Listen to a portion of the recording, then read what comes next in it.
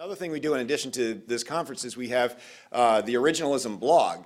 And the intent of the Originalism blog is to collect in one place as much as we can all the things that are going on with Originalism around the country, around the web.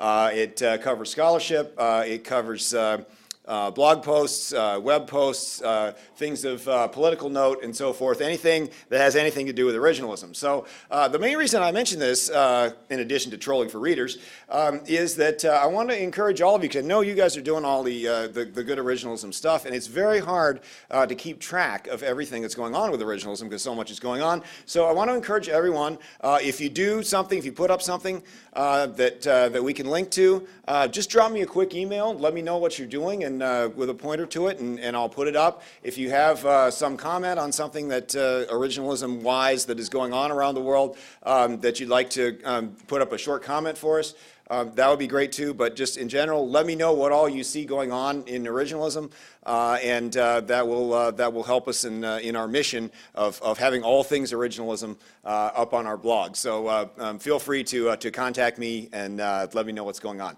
Thanks very much, and now on to our next panel.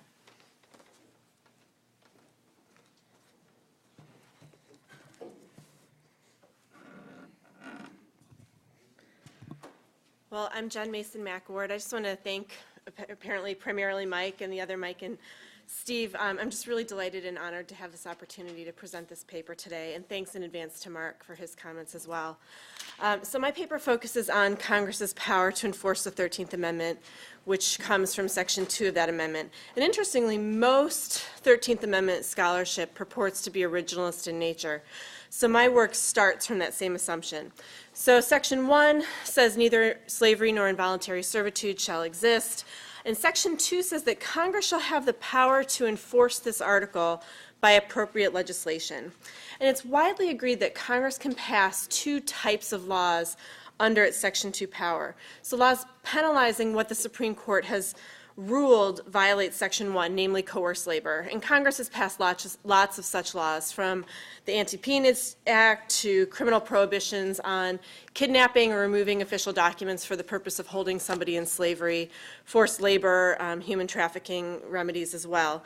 But most people also agree that Congress can pass civil rights type laws under its Section 2 power when those laws address, quote, the badges and incidents of slavery. And Congress has passed a fair, not an overwhelming amount, but a fair amount of this type of legislation under its Section 2 power, starting from the Civil Rights Act of 1866, and most recently the racial hate crimes provision of the Matthew Shepard and James Byrd Hate Crimes Act.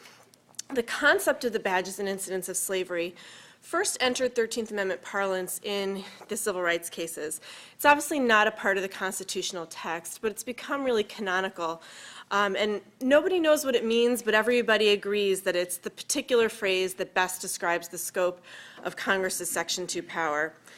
In 1968, in a case called Jones versus Alfred H. Mayer, the Supreme Court agreed that Section 2 indeed empowers Congress to regulate the badges and incidents of slavery.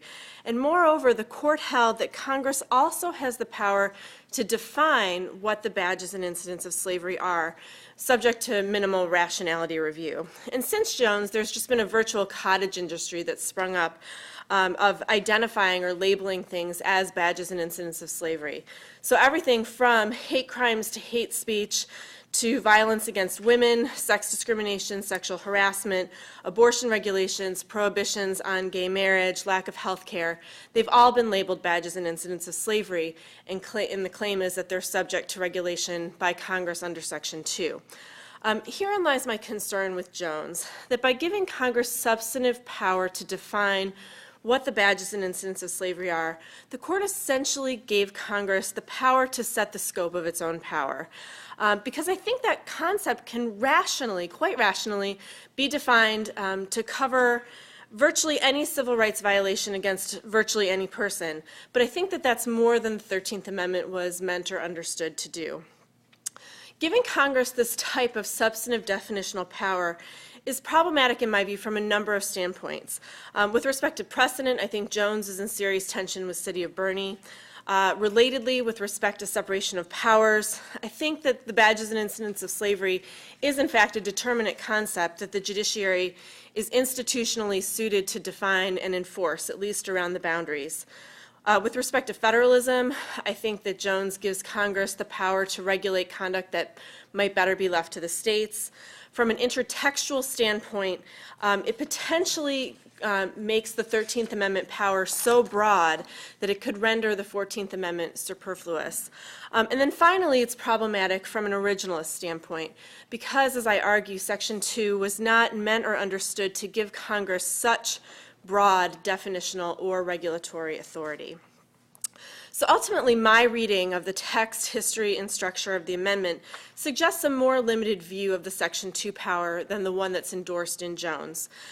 I argue that Section 2 does in fact allow Congress to regulate the badges and incidents of slavery, but not because that subset of conduct is itself unconstitutional, but because doing so is a prophylactic means to the end of preventing the reemergence of slavery or involuntary servitude. So my view ultimately requires the court to define what violates Section 1 of the amendment. Under current doctrine, that's coerced labor. It also requires the court to set an overarching definition of the badges and incidents of slavery, and then it allows Congress space to make findings both that the conduct it's choosing to regulate falls within the definition of the badges and incidents of slavery, and that its regulation is sufficiently related to preventing violations of Section 1 as defined by the court. This prophylactic reading of Section 2 that I offer is similar to the rule set forth in City of Burney, that Congress can regulate some constitutional conduct in order to prevent unconstitutional conduct. Moreover, this is the theory of Section 2 that the supporters of the Civil Rights Act of 1866, who are also the drafters of Section 2, advanced. Just as an aside, pretty much everybody who writes on the 13th Amendment assumes that the debates over the 1866 Act are at least probative, if not dispositive, of the meaning of the 13th Amendment. I'm actually not sure that that's the case, but I just take that as a given assumption in this paper. And so those supporters of the Act, the real drafters of Section 2, argued that Section 2 empowered Congress to protect the freed slaves and those at risk of actual enslavement, not necessarily white people or free blacks in the North. They had a separate theory as to why the 1866 Act might be constitutional with regard to those populations. But with respect to Section 2, they argued and agreed with the opponents of the Act that the end that Congress can pursue is to ensure the abolition of slavery. And to that end, Congress can displace the black codes, laws that were passed after the ratification of the 13th Amendment to essentially keep the freed slaves tethered to their former masters. So Congress can displace those codes and protect core civil rights. And the reason that Congress can do that is because a person who enjoys those rights, quote, cannot be reduced to slavery. So in other words, they offered a prophylactic justification for the 1866 Act. They didn't argue the black codes themselves were unconstitutional under Section 1. Instead, they argued that Section 2 permitted Congress to displace these otherwise constitutional state laws and to guarantee equality in basic civil rights in order to avoid the de facto re-enslavement of African Americans in the South. So during the debates about the amendment and about the Act, supporters repeatedly invoked McCulloch versus Maryland as providing the standard for judicial review of enforcement legislation. And indeed, the concept of appropriate legislation in Section 2 itself appears to be an allusion to McCulloch. And so the piece that I circulated for today explores how McCulloch relates to the relative roles of Congress and the courts in enforcing the 13th Amendment, and whether it's possible to reconcile McCulloch deference with my more limited theory of Section 2 legislation. And so my argument basically boils down as follows. So the conventional view is that by incorporating the McCulloch standard, Section 2 gave Congress essentially plenary power to define civil rights and to enforce them. I argue that that view of McCulloch is incomplete. In reality, McCulloch itself took clear steps to preserve the court's own role in ensuring that Congress was pursuing constitutionally legitimate ends. And while the opinion focused on Congress's discretion over means and confirmed that Congress, in fact, had broad discretion, the opinion used language that set out judicially enforceable standards to ensure that Congress's choices were not too far attenuated from constitutional ends. This reading of McCulloch, judicial control over ends, broad but not unlimited congressional control over means, was in fact the prevailing understanding of McCulloch both before the Civil War and during Reconstruction. Keith Whittington wrote a really interesting piece a couple years ago in the Georgetown Law Review that surveyed pre-Civil War cases in which the court reviewed federal legislation, and he found that the court was not hesitant to exercise its authority to evaluate the constitutionality of federal legislation, and despite McCulloch, did not often articulate a standard of review that was particularly deferential to Congress on constitutional issues. Whittington's finding is actually supported, I think, by the case of Prigg versus Pennsylvania, which is often cited by supporters of the plenary power theory of Section 2. I think, in fact, it bears out the more limited reading of McCulloch. So Prigg's the case in which the Supreme Court upheld the Fugitive Slave Act of 1793. And in that case, the court considered the scope of the right conveyed by the Fugitive Slave Clause de novo, didn't defer to Congress's interpretation. And then, while it agreed with Congress's interpretation, it exercised de novo review and then said, well, given that we found that there's an individual right conveyed, Congress has implied power to enforce that right. We're going to defer to how Congress chooses to protect that right, but not entirely. And so, in fact, the court struck down one provision of the Fugitive Slave Act. So, in other words, in Prigg, the court claimed total power to review the ends sought by Congress and showed substantial but not complete deference with respect to Congress's choice of means.